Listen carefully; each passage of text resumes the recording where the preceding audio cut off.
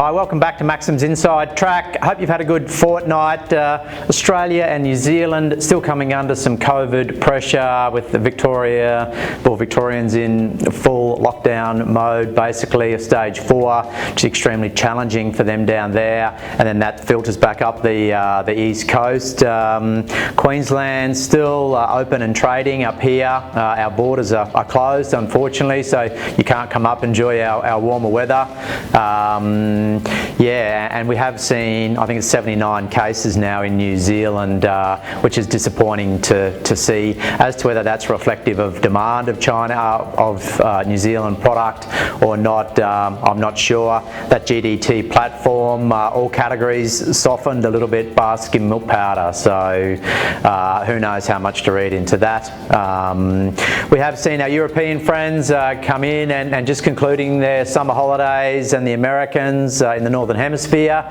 So it has been very quietish in that region. People on holidays, not a lot of decisions have been made, and as they filter back, it should give us a little bit more direction on demand in the Northern Hemisphere. I'll start this with full cream milk powder, off just over 2% on the GDT platform. New Zealand has been a little bit dryish weather-wise for the last 3 or 4 weeks over there, and could do with a little bit of rain. However, conditions are still good. There is moisture in the ground, and they're predicting about a 0.8 to 1% increase for the milk season over there. Obviously weather dependent, so there is still a buying window for China to come inside that tariff relief period, so we still could see further demand out of that region. Suspecting whole milk powder to be sort of stable-ish around these numbers. Moving on to skim milk powder now. The GDT ended up slightly, just over 1%, and this is predominantly due to significant demand for contract 1, which is next month, being September, up about 11%. So that's probably skewed this number a little bit. However, in Europe, once again, as I mentioned, summer holidays relatively quiet, seems sort of stable-ish.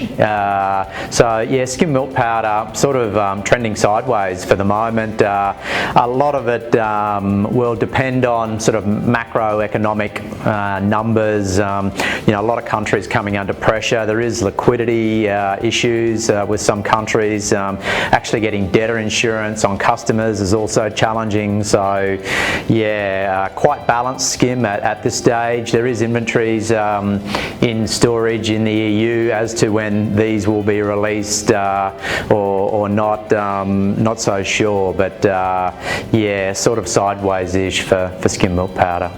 On to the fats now, butter and AMF. We've seen some weakness on the GDT platform. European butter fat seems to be sort of reasonably okay. They've just come through their summer with some good cream demand, and that seems to be sort of levelish in Europe. Oceania pricing is now the most competitive in the world, and American, the US dollar is showing some weakness, so pricing out of America seems reasonably attractive with that weakness in the US dollar. Fats as a whole probably erring on the side of a caution a little bit, just with, once again, food service demand and some of these restaurant closures and challenges around that demand side. Yeah, sideways to a little bit softer with this category. On to cheddar now. This American market has come off its highs and starting to stabilise back at a reasonable sort of number that's brought buyers back into the market. With that, we've also seen the class 3 milk prices come off historical highs and starting to drift off as well. European, once again, through summer demand's been okay, still reasonably stable-ish. We saw the GDT platform for cheese come off 3-odd%, so we're starting to see that drift off. It really balanced, I suppose, in terms of supply, demand, cheddar, mozzarella, and a fine line with that food service markets and what demand is there. I'm erring sort of sideways-ish to potentially a little bit weaker for this category as well.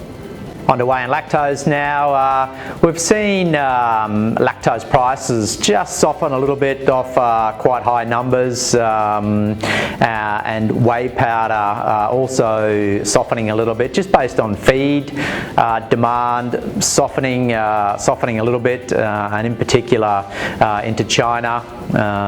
We have seen protein demand, WPCs and WPIs, relatively weakish, and one of the largest trading partners, India, putting up some not trade barriers, but some issues around health certs for American product entering India. So they're a significant buyer of WPCs in particular. So there could be some inventories building on these proteins, especially as unemployment continues to increase, and that discretionary spend on proteins may wane a little bit. Hope you've enjoyed another edition of Maxim's Inside Track. Hopefully everyone is staying well, and we look forward to catching up with you in a couple of weeks. Thank you.